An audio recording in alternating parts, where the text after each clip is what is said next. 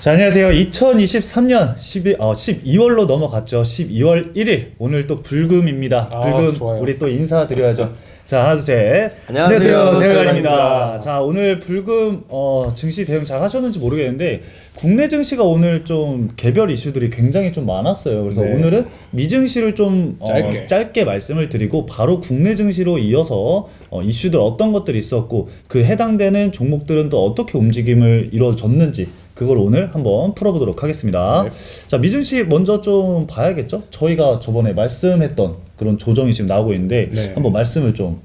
자, 이 미증시는 이제 나스닥이 조정이 저희가 그때 저번 영상에 말씀드렸을 때 13,700, 750까지 이제 열어놓고 볼 수 있다라고 말씀을 드렸는데 어제부로 이제 아랫꼬리를 달면서 혼조세를 보였지만 어제 이제 하방에 대한 내용이 좀 나오긴 했습니다. 어제 많은 이슈는 없었는데 오펙이랑 네, 그렇죠. 유가 관련된 변동성 그리고 어제 제일 중요한 건 신규 실업 수당 요게 제일 중요하다고 저는 생각을 해서 미증시는 큰 이슈는 없었습니다. 그냥 변동성이 좀 커서 신규 실업 수당만 조금 말씀드리고 넘어가려고 하는데 자 지금 보이시는 화면 화면 보시면은 왼쪽 차트를 좀 보시면은 지금 보이는 게 미국 신규 실업 수당 청구 건수입니다.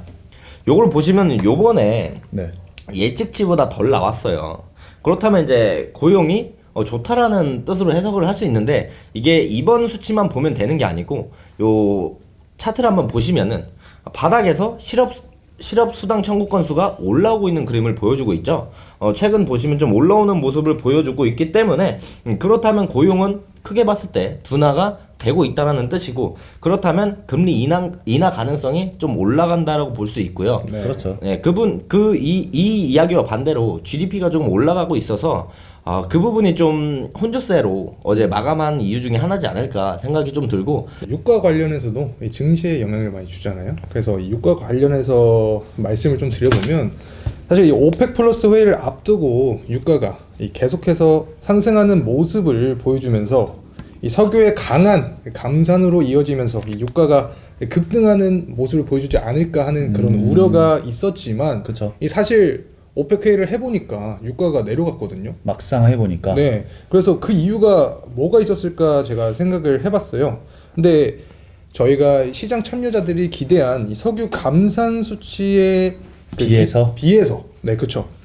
만약에 석유 감산이 많이 이루어졌으면은 공급이 그만큼 많이 줄어드니까 그쵸. 가격이 오르게 되는 건데 이 공급 자체가 기대만큼은 줄지 않았다. 제가 오늘 기사로 살짝 본 게 있는데 네네. 사우디 쪽은 감산을 한다고 했는데 네. 이제 사우디 말고 이제 다른 유가 관련된 국가들이 이제 자율적으로 맡기겠다라는 얘기가 나왔어요. 네네. 그래서 그 부분 때문에 이제 감산에 대한 수가 줄어서 이제 유가가 좀 하락하지 않았나. 전 이 영향도 충분히 있다라고 생각을 하거든요. 제가 말씀드린 부분이 그 부분에 통용이 되는 것 같아요. 그쵸. 네. 큰 그림에서 이 부분과 다 해석이 돼서 유가가 어제 초반에 상승을 해주다가 이제 80불 언저리까지 올라왔다가 75불까지 한 고점이랑 저점을 보면 한 5% 하락을 했거든요. 고점 대비에. 그래서 좀 큰 변동성이 있었다라고 말씀을 좀 드릴 수가 있을 것 같습니다. 이게 사실상 좀 정리를 해보면은 미증시 관련해서 제가 좀 정리를 해보면은 저는 원래 미증시를 전문적으로 분석을 하진 않지만 이 태용님이랑 그리고 우리 대근님 멘토 얘기를 계속 듣다 보면은 저도 정리가 되잖아요. 네. 그 정리를 한번 해보면은 사실 이 혼조세가 계속 나오는 이유가 이게 맞지가 않다. 이 세계 경제, 이 글로벌 경제 지표들이 어떤 거는 또 둔하고 어떤 거는 또 좋게 나오고 맞아요. 이러다 보니까 혼조세를 보일 수밖에 없는 거거든요. 방금 그 고용 부분도 얘기를 했고 이 실업수당 청구 건수도 얘기를 했지만 그만큼 이 수당 청구를 하는 게 많아지고 있다라는 것은 이 고용의 둔화를 뜻하는 거잖아요. 네. 이게 이제 결국에는 금리 인하 쪽으로 얘기가 맞아요. 나오고 있는 상황이라서 맞습니다. 근데 갑자기 또 이제 GDP 같은 경우는 또 좋게 나오고 맞죠. 이게 이렇게 좀 상쇄시키는 것들이 자주 나오다 보니까 우리도 약간 판단하기에는 조금 어려워지는 거죠. 어떤 거를 좀 더 이 기준점을 어떤 걸로 잡아야 될지 이런 부분들이 헷갈리다 보니까 이 투자자분들도 이제 혼조 즉 이제 헷갈리는 거죠. 이러지도 저러지도 못하는 상황이 와서 미증시도 이렇게 혼조세를 보이고 있다라고 정리를 할 수 있을 것 같아요. 맞습니다. 그래서 제일 중요한 건 이제 토요일 날 이제 연방 준비 제도 의장, 파월 의장의 연설을 보고 월요일날 좀 방향성을 좀 잡으면 되지 않을까라고 그쵸. 생각을 하면서 뭐 미증시의 해당 이슈들 말고는 큰 이슈는 없었기 때문에 국내 증시. 국내 증시로 넘어가면 될 것 같습니다. 네. 오늘 이슈들 위주로 좀 체크를 해봐야겠죠. 일단은 뉴스가 첫 번째로 방산주 쪽이 나와가지고 네. 방산주를 먼저 좀 살펴보도록 할게요. 네. 자, 어떤 이슈죠? 말씀해 주시겠어요? 이 글로벌 뉴스 한번 보니까 뭐 골드만삭스가 관련한 거네요. 골드만삭스가 방산주를 추천을 했어요. 이야. 이야. 이게 사실은 이 골드만삭 기사 내용을 자세히 살펴보면 나오겠지만 이 골드만삭스가 이제 한국 증시를 애초에 좋게 봤어요. 아, 그래요? 네, 이 코리안 디스카운트라고도 하잖아요. 그쵸. 그래서 한국 증시 자체가 굉장한 저평가에 있다. 그래서 이 국내 증시 중에서 어떤 섹터를 주목해서 볼까를 봤을 때 이제 방산 섹터를 뽑았는데 그 이유가 이제 2024년도 그렇고 4분기도 그렇고 이 수주량이랑 그 다음에 해외에 대한 수출 건수가 많거든요. 자, 그리고 지금 한국 자체가 저번에도 설명을 드렸지만 이 빠른 공급 낙기랑 그 다음에 가격 경쟁력이 굉장히 좋아요. 이 독일 제품이랑 비교를 했을 때 절반 수준이거든요. 그쵸. 근데 이제 또 공급 낙기 속도는 뭐 예를 들어 다른 나라들이 한 1, 2년 걸릴 거, 우리나라는 한 3개월에서 6개월. 맞죠. 빨리빨리 국가잖아요. 그쵸. 네. 그쵸. 그래서 세계적으로 이제 점유율을 점점 높여가는 상황이기 때문에 자, 이익적인 이런 측면이랑 그다음에 경쟁력인 측면 이런 두 부분을 봤을 때 이제 아마 골드만삭스가 한국 방산 섹터를 주목하지 않았을까 이런 생각을 이게 해보고 그럼 있습니다. 리서치가 나온 건가요? 아니요. 의견이 나온 건 아니고 네. 그냥 이제 그냥 골드만삭스가 이제 방산주에 좋게 보고 있다 이런 기사만 나오고 있는데 이제 제가 방산주를 전문해서 멘토를 하고 있지 않습니까? 그래서 이제 저의 사견을 이렇게 덧붙여 보면 그런 해석을 해볼 수 있다. 그 제 사견을 조금 덧붙이면 저평가 국내 증시가 저평가됐다고 말씀을 해주셨잖아요. 네, 네. 그게 휴전 리스크가 아닌가요? 제가 볼 땐 저평가인 이유가 이게 휴전이 끝나지 않는 이상 저평가 리스크는 뭐 계속 가져가야 된다라고 생각을 합니다. 사실상 분단 국가여서 이게 코리안 디스카운트라는 게 우리나라를 저평가로 본다는 게 아니라 사실 그 자체가 우리나라의 투자 리스크라고 보는 거라서 이 코리안 디스카운트는 좋은 건 아닙니다. 맞죠. 네, 좋은 건 아니어서 어떻게 보면 저평가는 맞지만 이 외국인 투자자들이 아, 저기 전쟁하고 있는 나라인데 맞아요. 저기다 돈을 넣어도 될까?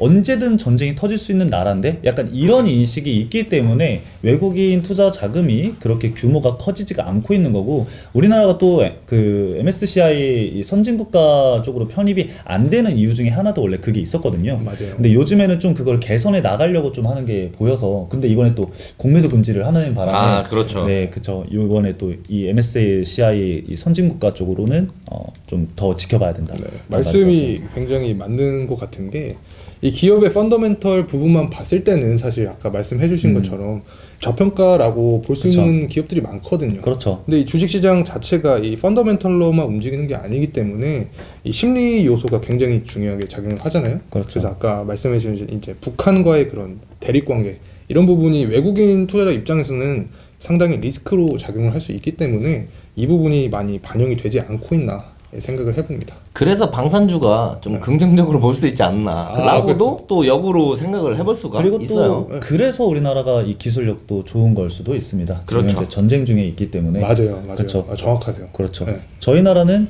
전쟁을 안 하는 게 아닙니다. 전쟁 중입니다. 휴전 중인 거지. 네, 그럼 다음 기사로 한번 네, 살펴보도록 한번 할게요. 가볼까요? 자, 이거는 제가 가져왔는데요. 그 DH 글로벌이 이제 대유 AP 경영권 인수를 하면서 이 대유 AP가 상한가를 기록을 했습니다. 이거 내용을 좀 살펴보면은 사실 이 대유 AP라는 회사가 대유 에이텍의 계열사였어요. 근데 이번에 그 또 대유 에이텍의 자회사 그 계열사인 위니아가 부도가 났습니다. 아이고. 부도가 나면서 이제 현금이 좀 필요한 것 같아요. 그런 부분으로 인해서 이 대유 AP를 이제 DH 글로벌 쪽으로 넘겼다라고 볼 수가 있는데, 결국 이 DH 글로벌은 이 DH 오토웨이를 통해서 2차 전지 쪽 이 분야를 좀 시너지를 극대화하겠다 이런 쪽으로 좀 밀고 가고 있는 것 같더라고요. DH 글로벌 차트 좀 한번 같이 볼까요? 같이 보면서 이야기를 하면 더 좋을 것 같아가지고. DH 오토웨이는 사실 네네. 차트가 그렇게 좋진 않아요. 왜냐면은 이 네. 대유 AP가 오늘 상한가를 간 이유도 보면은 네. 인수한 가격이 있을 거 아니에요. 그쵸. 그 인수한 물량과 네. 그리고 가격적으로 우리가 계산을 해봤을 때 현재 주가보다 위에 있습니다. 그 6천 얼마인가 아마 그럴 거예요. 그래가지고 이제 주가가 상승을 했다라고 보면 됩니다. 왜냐면 그만큼 경영권 인수 프리미엄을 붙여서 가져갔다라고 네, 봐야 그렇게 되기 볼수 때문에 있죠. 네. 근데 하지만 이게 주가 부분이 이 지분을 살펴보면은 희석이 될 수밖에 없기 때문에 네. 어쨌든 이 단기적인 상승은 이루어질 수 있겠지만 완벽한 계속 꾸준한 상승 추세 전환의 시점은 아니다라고 볼 수 건전한 있을 것 시기는 같아요. 아니다. 그렇죠, 그렇죠. 중장기적으로는 조금 아니다. 네. 지금 뭐 어떻게 개선되냐에 따라서는 또 달라질 수는 있겠지만 지금 이슈로 인해서 상승이기 때문에 여러분들이 좀 판단을 잘 해주시는 게 좋을 것 같아요. 자, 그럼 바로 넘어가도록 하겠습니다. 자, 서울 옥션은 우리 태용 멘토님께서 네. 사죠. 제가 금일도 이제 그 갤럭시 S, 갤럭시 네네. 머니트리에 관련된 이야기를 좀 드렸는데, 자 보시면 서울 옥션이 이틀 전에 상한가를 갔습니다. 네, 맞습니다. 네, 그렇죠. 그리고 어제 살짝 눌림이 있었고 금일 또 상승을 해줬어요. 그래서 이 부분에서 이제 차트를 보면은 단기간에 급등을 막 해줬단 말이죠. 그래서 그 이유를 좀 말씀드리면 그 서울 옥션 블루가 그 미술품 조각 투자 증권 신고서를 제출했어요. 네. 그러면서 이제 서울 옥션이 상한가를 가면서 거기에 STO 토큰 증권 발행 사업 시장 개화 기대감에 이제 갤럭시아 SM, 갤럭시아 머니트리 등이 이제 상승을 해줬단 말이죠. 그렇죠. 그래서 머니트리에 관한 내용들은 제가 영상을 찍어놨으니까 그 부분에서 좀 확인을 해주시면 되고, 그러면서 이제 금일 또 관련 주가들이 올라갔습니다. 뭐 블록체인, 메타버스, 핀테크 해당 이제 업종들이 덩달아 이제 상승을 같이 해주는 느낌이 있었는데요. 그래서 금일 해당 부분들이 상승을 해줬고, 이게 또 단발성이라고 전 생각을 안 하고 있어요. 왜냐면 토큰 증권 발행이 이제 크게 보면 앞으로 이제 블록체인 시장을 이끌어 갈 텐데 또 2024년 5월 달에 이제 비트코인 반감기가 다시 오거든요. 네. 그럼 그 부분에서 화랑이 오기 때문에 STO 시장 개화 기대감은 이제 시발점일 뿐이다. 앞으로 2024년까지도 쭉쭉 끌고 갈 수 있는 부분이기 때문에 지금 단기적으로 안 들고 계셨던 분들은 다음 쉬어가는 타점 눌림목을 노려보시면 좋을 것 같고, 들고 계신 분들은 어느 정도 이제 매도 전략을 좀 쌓아 보시는 게 괜찮을 것 같다는 생각이 들고 있습니다. 전략까지 말씀을 좀 해주셨고요. 바로 그럼 시노펙스 또 이제 가져오셨죠? 네, 시노펙스도 제가 들고 왔죠. 자, 시노펙스가 오늘 이제 차트를 좀 보면은 상한가를 찍고 좀 내려왔습니다. 상한가를 좀 찍어주고 내려왔는데, 자 보시면 오늘 종가만 22.67%예요. 원래 제가 이제 시노펙스도 금일 영상을 찍었거든요. 시노펙스도 오늘 영상을 찍으면서 제가 영상 찍을 때 상한가를 갔어요. 그래서 상한가를 가는 걸 보고 제가 영상에서 축하드린다는 인사를 이제 해드리고 영상을 종료했는데, 그 장 초반에 제가 찍어가지고 장 막판에 보니까 지금 22% 상승으로 마감을 해줬습니다. 네. 근데 이 상승한 이유가 중요하겠죠. 그렇죠. 여기 보니까 뭐 국내 최초가 일단 들어갔네요. 맞습니다. 최초 그러면 일단 대부분 들어갔고, 많이 올라가요. 네, 최초 올라갔고 뭐 혈액 투석기 국제 인증 획득이라고 하네요. 네, 맞습니다. 요게 그 차트를 조금 넓게 보면은 8월 달에 큰 상승을 보여줬거든요. 한 주봉으로 68% 정도의 상승을 보여줬는데, 네네. 이때 올라갔던 이유가 이제 혈액 투석기, 국내 식약처 인증. 이 부분 때문에 68% 상승을 보여줬어요. 그리고 오늘 올라갔던 이유는 이제 혈액 투석기 국제 인증. 그렇죠. 이 부분 때문에 상승을 많이 올라와 줬기 때문에 이거는 이제 단발성 테마는 또 아니다라고 볼 수 있겠고, 8월과 10월을 이어서 상승이 랠리가 나오는 거라고 볼 수 있고, 또 이제 시노펙스가 해당 혈액 투석기 의료 쪽만 하는 게 아니에요. 그럼 어디 또? 개인 캐시카우가 있습니다. 예, 그 부분은 제 개인적인 영상을 보시면 로봇 테마 영상을 보시면 나오니까 캐시카우가 있고 해당 부분도 국제 인증을 받아서 추가 상승도 충분히 가능할 것이라고 예측을 하고 있어요. 모멘텀이 더 남아있다. 그럼요. 제가 이제 그 어디까지 갈 수 있을지 예상치는 또 제 영상에 남겨놨기 때문에 확인해 보시면 좋을 것 같습니다. 설마 딱 보니까 이 고점까지 간다 뭐 이런 식으로 얘기한 건 아니요 6,000원까지라고 했습니다. 자, 아무튼 여러분들 이런 부분, 이런 종목들의 대응 전략까지 받아 보시려면은 저희 채널 구독과 좋아요 한 번씩 부탁드리도록 하겠습니다. 자, 그러면은 이 시노팩스는 뭐야? 따봉 뭐야? 좋아요. 시노팩스는 여기까지 보고요. 또 페노션을 또 얘기를 해야 될 것 같아요. 네, 맞아요. 이 페노션을 보기 전에 발티구니 뉴스 한번 보고 갈까요? 아, 네. 저희가 지표를 준비를 해왔으니까. 그 저번 영상에도 발티구님 지수를 얘기했던 얘기했죠. 걸로 기억을 하고 있는데 네네. 네, 갑자기 그때 했던 드립이 또 생각이 나서 네. 오늘은 그냥 넘어가도록 하겠습니다. 네. 사실 저번 영상에서 이 흥하해운이죠. 그렇죠. 네, 흥하해운을 설명드리면서 이 발티구님 지수가 해운주에 어떤 영향을 주는지에 대해서 설명을 드렸는데 다시 한번 오늘은 페노션 위주로 하니까 다시 한번 간단하게 설명을 드리면 현재 발티구님 지수를 보게 되면 11월부터 한 달 동안 굉장히 많이 상승한 모습을 확인을 할 수 있거든요. 자, 이 점을 우리가 해석을 해보면 결국에 이 해상 물동량이 늘어남을 우리가 유추를 해볼 수 있는 거죠. 자, 해상 물동량이 늘어나면 당연히 이 해운업에는 호황이 작용을 하겠죠. 자, 그래서 이 부분이 이 주가 상승에 큰 모멘텀으로 1차적으로 작용을 했다 이렇게 볼 수 있고 앞서서 근데 제가 알기로는 이 네. 페노션 오늘 따로 이슈가 있었던 걸로 네 알고 맞습니다. 있는데. 네. 그 HMM 아까 인수 이슈를 한번 보게 되면 네, 그렇죠. 네네 페노션이 이제 HMM을 인수를 하려고 하는데 자 여기서 기사에 보시는 것처럼 이 시너지 효과가 기대가 된다 이렇게 해서 시너지 효과가 있을까요, 실제로? 이게 제가 네. H&M이라는 인수전에 대해서 엄청 오래 네, 맞습니다. 진짜 봤거든요. 네. 자, 이 부분을 좀 풀어드리고 싶은데 네. 이 겉면적으로만 보면 사실 이 해운주에 속하는 HMM을 인수하니까 이 시너지 네. 효과가 나올 수 있을 것 같다 이렇게 일편적으로 생각을 할 수 있을 것 같지만 네네. 제가 해석을 해보면 이 HMM을 이제 인수를 하면서 자금이 많이 들어간다는 말이죠. 그렇죠. 네. 근데 지금 페노션 자체가 재무 건전성이 그렇게 뛰어난 기업이 아니에요. 아. 그래서 결국에는 단편적으로 보게 되면 이 HMM을 인수하게 되면 이 시너지 효과가 나는 거 아닌가 해서 주가 상승의 모멘텀을 줬지만 네. 사실 이 페노션 기업이란 기업 자체가 이 재무 건전성이 뛰어나지 않고 그 다음에 인수를 하게 되면 이 부분이 추후에 실적이 나올 때 분명히 악화가 되면서 이 투자자들이 확인을 할 수 있거든요. 그렇죠. 자, 그때 되면 이제 지금 올랐던 이 주가 자체가 하락을 할 수 있다. 오히려 벌어들이는 돈은 없는데 그쵸. 투자를 이제 하면서 네. 이 곡간이 더 이제 없어진다는 거잖아요. 그렇죠. 그래서 다시 종합해서 좀 요약을 해드리면 또 해요? 그런데 그 페노션이 재무 건전성이 별로 안 좋잖아요. 네. 그런데 HMM을 인수를 하면 어쨌든 HMM의 실적이 매우 좋지 않는 이상 실적이 이제 안 좋으면 근데 주가에게는 긍정적이지 않잖아요. 네. 근데 굳이 무리하면서 인수하는 이유가 혹시 있을까요? 이 부분도 사실은 이 하림이랑 관련이 있는데 그렇죠. 최대 주주죠. 네. 하림이. 이 HMM 자체가 컨테이너 회사예요. 그래서 이 페노션이 제가 발티구님 지수, BDI 지수를 말씀드렸잖아요. 얘가 곡물을 운송하는 데 필요한 거거든요. 그래서 아마도 이 해운주 사업 다각화를 위해서 네네. 아마 인수전에 참여한 게 아닌가 이런 생각을 갖고 있습니다. 그럼 곡물을 컨테이너에 넣어서 팔기 위해 가지고 회사를 인수를 했다. 쉽게 설명하면 그렇게 해석할 수 있겠죠? 그렇게도 생각을 해볼 수 있죠. 그러면 이제 사업의 다각화 그리고 네. 독점화 이런 네. 느낌이 없잖아 있겠네요. 네, 맞죠. 그래서 이제 무리를 좀 했다라고 볼 수 있겠죠. 네네. 감사합니다. 자, 다음. 좀 쉽게 좀 설명해 주세요, 대근님.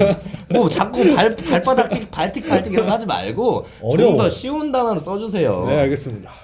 자, 일단 기사 준비한 거는 이제 다 말씀을 드리긴 했는데 아직 제가 따로 드려볼 이슈들이 있습니다. 자, 오늘 주가 상승이 이루어졌던 것들 중에 여러분들 마스크 관련주가 주가 상승이 이루어진 거를 좀 볼 수가 있어요. 네. 뭐 웰크론이라던가 맥 ICS라는 그 주가가 굉장히 상승을 했는데 일단 주가 한 번만 볼게요. 오늘 22%로 종가 마감을 했거든요. 이 기업이 이제 중국에다가 그 뭐 H5T500 이거를 뭐 700대를 공급을 했대요. 호흡기 치료제 이런 거를 이제 납품을 했는데 이거 관련해서 좀 말씀을 드려보면 과거 이제 우리 코로나 시절 네. 그 시절이 좀 생각이 나는 음. 이슈들이 지금 나오고 있어요. 중국도 그렇고 미국 쪽에서도 이제 그 폐렴 관련해서 여러분들 이슈 계속 지금 나오고 있잖아요. 뉴스화가 되고 있는데 이번에 대만에서 대만 마스크 기업이 5일 연속 상한가를 현재 기록을 하고 있다. 와우, 많이 올라갔네요. 5연상을 지금 기록을 하고 있고 중국 쪽에서도 지금 이 통제를 좀 하고 있는 상황이라고 하더라고요. 근데 결과적으로 사실 중국이랑 대만은 저희 쪽이랑 좀 가깝다고 여겨지기 때문에 우리나라도 이제 테마성으로 이제 돌면서 마스크랑 네. 이제 진단 키트, 의약품을 그렇죠. 다시 한번 좀 한 번쯤은 점검해 볼 필요가 있다라고 그렇죠, 생각을 그렇죠. 하겠네요. 그렇죠. 그래서 돌아가면서 오늘 일단 1차적으로 슈팅은 나왔거든요. 근데 이제 이게 단발성 이슈다라고 생각을 해서 이제 한 바퀴 돈 건지 아니면은 이 순환매를 돌면서 앞으로 추가적인 이슈가 있을 때 추가적인 수급을 붙을지는 지켜봐야 할 것 같습니다. 그래서 다음 주쯤에도 우리가 이 주말간 사실 이슈가 가장 중요하잖아요. 네. 주말간 뭐 중국이나 미국, 대만에서 이슈가 추가적으로 나온다고 한다면 우리가 다음 주에는 해당 기업들 위주로 대응 전략을 일단 준비를 해두면 어떨까라고 해서 제가 좀 가지고 와봤었습니다. 다음 주를 또 바라볼 수 있는 것들을 또 주말 동안 종목들을 찾아볼 수 있어서 좀 좋다라고 생각이 들고요. 네. 자, 오늘 제가 이제 시노팩스랑 그 STO 관련된 이야기를 해드렸는데 또 로봇 얘기를 살짝 안 하고 갈 수가 없겠죠. 네. 로봇 얘기를 살짝만 하고 가도록 하겠습니다. 뭐 할지 알 것 같아요. 아, 그래요? 두산 로보틱스. 아, 맞죠. 아, 근데 이걸 빼놓고는 이야기를 할 수가 없어요. 그렇죠. 자, 저번 시간에 저희가 두산 이야기를 했는데 두산 이야기를 거의 매일 하죠. 그쵸. 매일 하고 있지만 자, 이제 두산 로보틱스가 이제 하락을 조금 하고 있어요. 그러면 이제 음봉으로 마감을 해줬는데 저번 시간에 저희가 말을 드렸을 때 저희가 이제 팁으로 정답. 오일선. 정답입니다. 안 보신 분들을 위해서 오일선. 오일선 대응 전략을 좀 말씀을 드렸죠. 맞습니다. 네, 그 부분을 말씀드렸는데 자, 마침 여기 진하게 핑크 색깔 오일선이 지금 보이고 있어요. 이 오일선을 지켜주면서 갈 수 있는가? 다음 주를 좀 지켜볼 필요가 있다라고 말씀을 드리고 제가 이제 그 일봉으로 이렇게 봤을 때는 그냥 쭉 올라가는 느낌이잖아요. 그렇죠. 근데 5분봉이나 뭐 30분봉을 좀 봤을 때 추세적인 부분을 좀 봤을 때 이제 85,000원쯤을 이탈을 하면 7만원까지는 쭉 하락할 가능성이 있다라고 생각을 해서 이 부분도 좀 매매 전략에 이제 넣어두시고 염두를 해두시면 좋을 것 같습니다. 네, 참고를 좀 해주시면 좋을 것 같아요. 네. 그리고 이제 방산주 저도 한번 레인보우 로보틱스 하나 남았어요. 짧게만 하러 가겠습니다. 지겨워. 너무 많이 하는 거 아니에요? 그거 또 무지개천 여러 가지 하고 가야죠. 네. 자, 레인보우 로보틱스는 이틀 며칠 전이었죠. 3일 전, 4일 전에 상승을 해줬는데 자, 이때 상승 이후에 계속 지금 눌림을 받고 있습니다. 다 반납했네요. 거의 다는 아니고요. 거의 다. 네. 레인보우 죄송합니다. 로보틱스 네. 주주들 불러옵니다. 네. 거의 다. 죄송합니다. 다는 아니에요. 네네. 조금 반납을 아프게도 마음을 아프게도 해줬지만 네네. 이게 여기는 안 나와 있지만 지금 21선을 지지를 받아주고 있는 모습입니다. 그래서 이제 다음 주를 봤을 때 20일을 이제 20일 지지선을 지켜줄 것인가, 이것이 이제 관전 포인트라고 할 수 있겠고 또 하락을 한다면 안타깝게도 하락을 한다면 제가 생각했을 때는 한 14만 원 선까지도 열어두고 보셔야 될 것 같다라는 전략을 좀 말씀드릴 수가 있을 것 같습니다. 자, 그럼 우리 대근님 방산. 네. 방산 사실 저번 영상에서 제가 방산 탑픽 하려다가 끊겼죠. 그렇죠, 네, 그렇죠. 그쵸. 두 가지, 네. 두 개 말씀해 주시려고 네. 하다가 근데 우선 영상에서 말씀을 드린 하나 에어로스페이스 한번 볼까요? 그 저번에 말씀하신 거 아니에요? 네네. 주가 많이 올라갔던데요? 오. 그래서 제가 들고 왔습니다. 또 축하 한번 하고 갈까요? 축하드립니다. 당일 주가가 얼마나 올랐죠 지금? 오늘 8% 올라. 8% 이상 올랐죠? 9%, 네. 9.9%. 네. 이 주가 상승의 원인에 대해서 좀 설명을 드리고자 해서 말씀을 좀 드려보면 앞서서 우리 골드만삭스 기사 봤잖아요. 그쵸. 그 영향도 분명히 있지만 네. 이 이집트에서 이 방산 전시회가 또 열리거든요. 아. 그래서 사실 살펴보면 이 하나 에어로스페이스가 이미 이집트랑 이 수주 계약은 돼 있어요. 아, 그래요? 자, 근데 어느 부분에서 기대감이 작용할 수 있냐? 네. 이 이집트에서 열리게 되면 결국에 중동 국가들도 엮여 있잖아요. 그럼 다른 중동 국가와의 이 수주 계약이 있을 수 있다. 이런 기대감이 반영이 돼 있고 네. 또 앞서서 제가 영상에서 말씀드린 부분이 이 방산 부분이 캐시카우라고 했잖아요. 그럼 하나 그 에어로스페이스를 영상을 찍어 두셨어요? 그 저희 전 영상에서 제가 네. 하나 에어로스페이스 할 때 방산 부분 캐시카우라고 설명을 드렸죠. 채널에는 안 올려 놓으셨나요? 채널에도 올렸죠. 그럼 채널에서 확인을 하면 더 디테일한 내용을 알 수 있겠네요. 네, 그 하나 하나 에어로 기회를 줘도 항상 이렇게 홍보를 못하는. 제가 너 눈치가 좀 이런 없어요. 식으로 하면 우리 세월간이 같이 못해. 우리 그럼 2월간이로 갈 거야. 9월간이로 갈 거야. 영업 능력이 좀 부족하신 것 같아요. 제가 너무 집중해. 심취를 했었어가지고 어. 설명에. 자, 일단은 오늘 영상에서도 제가 하나 에어로스페이스를 다뤘거든요. 그래서 이제 데이업 채널에서 이 황대근 멘토 이 검색을 해주시면 더 디테일하고 이제 매매 전략까지 제가 다뤘기 때문에 그 부분은 제 영상 참고해주시면 감사하겠습니다. 그리고 구독과 좋아요도 부탁드립니다. 그 재생 목록에서 네. 그 돋보기 있잖아요. 거기서 그냥 하나만 쳐도 바로 나오죠? 네, 바로 나옵니다. 아, 그렇게 해서 간단하게 찾아보면 그냥 돼요. 하나만 치시면 사실 하나 시스템 뭐 다양하게 있는데 예. 하나에까지만 치시면 나옵니다. 아, 하나에? 네. 하나에. 네. 아, 그래서 이제 뭐 추가적으로 제가 무슨 얘기하고 있었죠? 아, 하나 끝내면 돼요. 에어스프레스. 끝내면 되나요? 네. 네. 깔끔하게 끝내시면 네, 돼요. 그래서 어쨌든 이런 방산에 대한 이 긍정적인 이슈가 굉장히 많다. 그래서 하나 에어로스페이스가 이 우주항공 산업까지 하고 있기 때문에 이 중장기적으로 이 방산 종목 중에서 볼만한 종목이 아닌가라는 생각을 합니다. 근데 그 이집트에서 네. 그 뭐 어떤 거 하신다고 하셨죠? 지금 전시회, 전시회, 방산 전시회. 혹시 그 피라미드에서 하나요? 그건 모르죠. 아 그래요? 아 피라미드 안에서 또 할 수도 있으니까. 그 지역은 이집트 카이로거든요. 아 그러면 그럼 수도. 가능성이 그래도 있지 않을까? 아예 그 말이 되는 소리 하셔야죠. 왜 그래요? 피라미드 규모 몰라? 그 안에 내부 몰라요? 못 그 미로- 들어가요. 미로 아닙니까? 네. 통로 좁아요. 아, 그래요? 네. 그 앞에서 할 수도 있죠. 그렇죠. 사막 뒷배경. 네네네. 냅두고 앞에서 할 수도 있고. 그럴 수 있죠. 그럴 수 있죠. 아무튼 얘기를 이런 식으로 끌고 가시면 네. 진행이 안 돼요. 네. 아, 네. 아, 제가 너무 심취했네. 네네. 좀 잘 유하게 네. 진행을 아, 해주세요. 네, 저 힘들어요. 네. 뭐 아무튼 지금 거의 저희가 30분 동안 거의 떠들었는데 아 너무 네네. 30분이나 됐나요 벌써? 네, 벌써 30분이 됐습니다. 많이 떠들어졌겠다고 생각을 좀 합니다. 일단 어쨌든 마무리를 하기 전에 그 아까 마스크 관련해서 제가 네. 말씀을 드리려다가 어제 또 목요일 날 그 비대면 의료 관련해서도 이슈가 있었거든요. 그래서 네네. 이게 또 코로나 때도 비대면 관련주가 있었잖아요. 그쵸. 네네. 이쪽으로도 한번 더 수급이 쏠릴 것도 같이 체크를 좀 해주시면 아, 좋을 네. 것 같습니다. 그래서 일단 여기까지만 말씀을 드리면서 마무리를 하시면 될 것 같아요. 오늘 요약이 그러면은 토픽이 또 있을까요? 아 오늘의 토픽은 따로 없고요. 네. 제가 이제 STO가 계속 올라가고 있으니까 STO 관련주들을 좀 확인하는 게 좋은데 대장주는 이제 서울옥천, 갤럭시아 SM, 갤럭시아 머니트리 이렇게 보시면 될 것 같고 네. 뭐 아직 안 올라간 종목들을 볼 거면 블록체인, 메타버스, 핀테크 정도 보시면 될 것 같다. 그건 종목이 아니라 업종인데요. 업종들을 이렇게 보시면 된다.